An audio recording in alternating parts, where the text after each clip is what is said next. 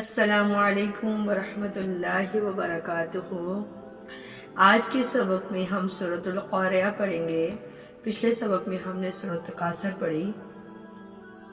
بسم اللہ الرحمن الرحیم۔ القاریہ، عین اور ہا میں فرق کرنا ہے۔ یہ گول تا جب وقت کرتے ہیں تو ہا کی آواز دیتی ہے۔ القاریہ وما ادراک ما القاریہ۔ یہ مد جائز ہے، دو انگلی کو برابر اس کو کھینچنا ہے۔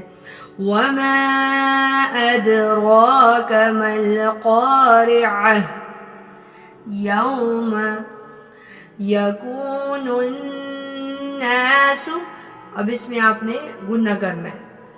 کالفراش المبثوث، نرمی سے سا پہ آواز روکنی ہے، تب بھی نرمی سے زبان کی نوک دانتوں کے اندرونی کناروں سے لگے گی۔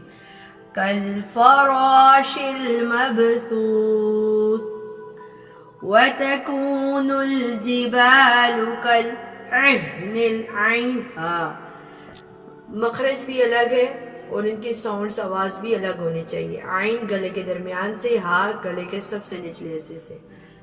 کالعہن المنفوش، اخفا کیا ہم نے۔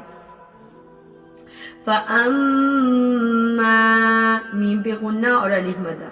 من ثقلت موازینہ فہو فی عیشۃ راضیہ وَأَمَّا مَنْ خَفَّتْ مَوَازِينُهُ فَأُمُّهُ هَاوِيَةٌ وَمَا أَدْرَاكَ مَا هِيَ نَارٌ، یہاں پہ ہم نے غنہ نہیں کرنا، حروف ہلکی آیا ہے، جہاں پہ حروف ہلکی آتے ہیں غنہ نہیں کیا جاتا، اظہار ہلکی ہوتا ہے۔